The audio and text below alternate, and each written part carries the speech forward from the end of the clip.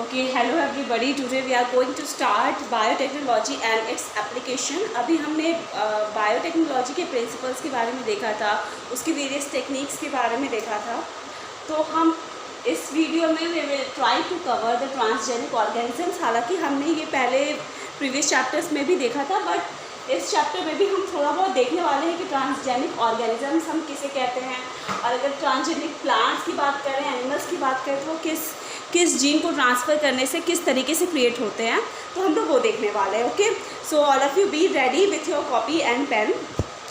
Okay, so firstly transgenic organisms होते क्या हैं? ऐसे ऑर्गेनिजम्स जिसमें कोई हम बाहर की जीन उसमें इंसर्ट करा दिए उस ऑर्गेनिज्म में, तो हम और वो कैरेक्टर्स वो पर्टिकुलर कैरेक्टर हेरिटेबल भी है।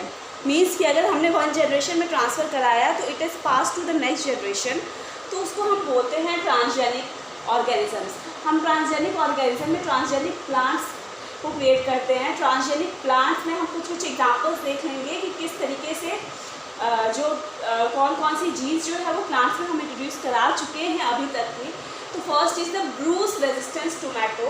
तो ब्रूस रेजिस्टेंट टोमेटो क्या है? देखो, नॉर्मली टोमेटो तुम लोग को पता है, जो देसी टोमेटो होता है उसकी जो आउटर स्किन होती है वो इतनी ज़्यादा थिन होती है कि बहुत ही ज़्यादा पेरिशेबल होता है, बहुत जल्दी ये डिग्रेड हो जाता है, ख़त्म हो जाता है, ख़राब हो जाता है। ओके, तो इसके अगर हम ये जो पैक्टिन की वॉल है, बेसिकली जो वॉल है पैक्टिन से बनी होती है, तो उस वॉल को अगर हम थोड़ा सा हार्ड कर दें तो टमाटर जो है वो काफ़ी दिन तक स्टोर किया जा सकता है। तो that was basically done by bruise resistant tomatoes. New type की वेराइटीज़ क्रिएट की गई थी, and in this tomato poly galacto glutamase जो जीन है उसको इंसर्ट कराया गया। Okay, now coming on to potatoes. Potatoes में सबको पता है स्टार्च पाया जाता है, but if you want to increase the starch quantity, अगर हमें स्टार्च की क्वांटिटी इंक्रीज करनी है तो हम उसमें ADP just a second, what was the name of enzymes, वो कौन सा नाम था? I am just forgetting that. ADP glucophosphorylase gene. Okay, that is ADP ग्लूकोफॉस्फोराइलेज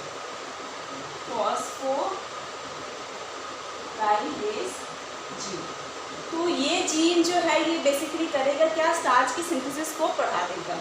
okay, monocots, हम लोगों को पता है कि मोनोकॉट्स में जो ट्रांसजेनिक जो कैरेक्टर है, ट्रांसजेनिसिटी इंट्रोड्यूस कराने में काफ़ी टाइम लगा हमें, क्योंकि थोड़ा डिफ़िकल्ट था, क्योंकि जो एग्रोबैक्टीरियम ट्यूमिफेसियंस है जो कि हम लोग नॉर्मल प्लांट में यूज़ करते थे नेचुरली किसी भी जीन को इंसर्ट कराने के लिए, वो पॉसिबल नहीं हो पा रहा था ट्रांसजेनिक प्लांट ये मोनोकॉट में डालने के लिए। तो nowadays it is very much popular. Rice, मेज इन सब में जो जीन्स है वो इंसर्ट कराई गई। तो हम लोग वो देख लेते हैं किस तरह कौन कौन सी जीन इंसर्ट कराई गई है। तो the first one is the rice, and this rice में एक जीन इंसर्ट कराई गई थी, अमीनो ग्लाइकोसाइड फॉस्फोट्रांसफरेज, ये जीन इंसर्ट कराई गई थी। And whenever we insert a gene we need to add one reporter gene. एक रिपोर्टर जीन भी हम ऐड करते हैं। तो एक अमीनो ग्लाइकोसाइड फॉस्फोरेज जीन था जिसमें कि हम नियोमाइसिन फॉस्फोट्रांसफरेज रिपोर्टर ऐड करते किए थे। To enhance, it is just mainly done to enhance the quality of the rice. Maize में हमने 35 प्रोमोटर रीजन पे एक रिपोर्टर जीन ऐड कर दिया है, neomycin phosphotransferase, and this is the reporter gene. Wheat case में bar gene, this bar gene is responsible for herbicide resistance. ये herbicide के अगेंस्ट में रेजिस्टेंस शो करता है। कौन से हर्बिसाइड की? PPT के अगेंस्ट में ये रेजिस्टेंस शो करता है। And this bar gene is enveloped by, और we can say it is मतलब इसमें एक गस नाम का रिपोर्टर जीन भी ऐड किया है। We need to add one GUS reporter gene. Okay, तो ये कुछ नेम्स है जो हमें याद होने चाहिए, क्योंकि इसमें कुछ समझने वाला नहीं है। हर जीन जो है हम ऐड ही करते हैं कुछ ना कुछ कैरेक्टर बढ़ाने के लिए, तो हमें पता होना चाहिए कि कौन सा जीन जो है हम किस में इंसर्ट कराएं, किस कैरेक्टर्स को वो इनकोड कर रहा है। अब नाउ ट्रांसजेनिक प्लांट को जब हम मॉलिकुलर फार्मिंग के तरीके से यूज़ करते हैं, मॉलिकुलर फार्मिंग मैंने तुम लोग को बताया भी था प्रीवियस वीडियो में कि अगर कोई ऐसा जीन जो कि बैक्टीरिया में पाया जा रहा है या ह्यूमन में पाया जा रहा है, हम उसकी क्वांटिटी को इन्हेंस कर रहे हैं either by introducing it in the plants और by introducing it in any bacteria या फिर और इन एनी डोमेस्टिक एनिमल। अगर हम डोमेस्टिक एनिमल या प्लांट में इंट्रोड्यूस करा रहे हैं तो उसको हम बोलते हैं मॉलिकुलर फार्मिंग। तो इसमें दो एग्जांपल हम ले लेते हैं। एक तो है मैनिटोल डिहाइड्रोजिनेस। मैनिटोल डिहाइड्रोजिनेस क्या था? ये एक्चुअली बैक्टीरिया में पाया जाता था, बैक्टीरिया में ही प्रेजेंट जीन है। This gene particular gene was isolated and it was inserted in plants. ये प्लांट में इंसर्ट कराया गया to enhance the production. Similarly एक सीजीटेज है, सीजीटेज यानी साइक्लोडेक्स्ट्रीन ग्लाइकोट्रांसफरेज। अब ये भी क्या करता था? ये एक्चुअली साइक्लोडेक्स्ट्रीन जो है उसका फॉर्मेशन को इनहैंस करता था, साइक्लोडेक्स्ट्रीन। एंड नाउ दिस साइक्लोडेक्स्ट्रीन जो प्रोड्यूस हो रहा है इसकी क्वांटिटी जो है इनहैंस हो जाती है when it is introduced in the transgenic plants. Coming on to the transgenic animals, here are some of the examples of which transgenic animals have been created. The first one is transgenic mice. Transgenic mice में actually क्या किया गया था? Rat का जो growth hormone है GH, that was inserted in the transgenic mice, which led to the increase in the size of the mice. जो mice का size जो है increase हो गया उसमें। Transgenic sheep. This transgenic sheep was first developed by J.P. Simmons, and in this transgenic sheep what was added?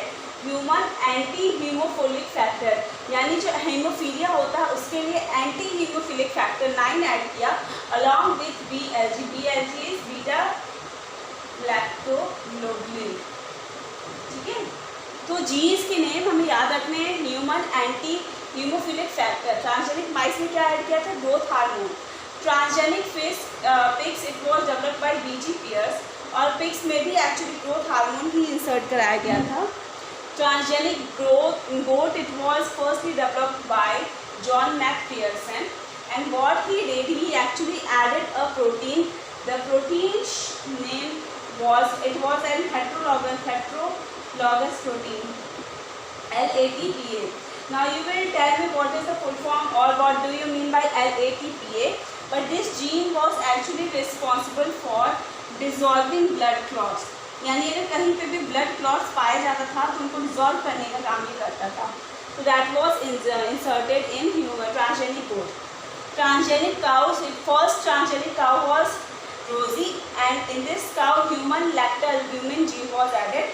This actually enhanced the quality of the milk और quantity, milk की quantity और quality को enhance करने के लिए there was a gene that was added in this. Transgenic fish. Fish में actually 3 types के genes insert कर चुके गए हैं. First is the growth hormone, delta crystalline protein and beta galactosidase. तो ये 3 जीन है जो ऑलरेडी ट्रांसजेनिक फिश में इंसर्ट कर दिए जा चुके हैं।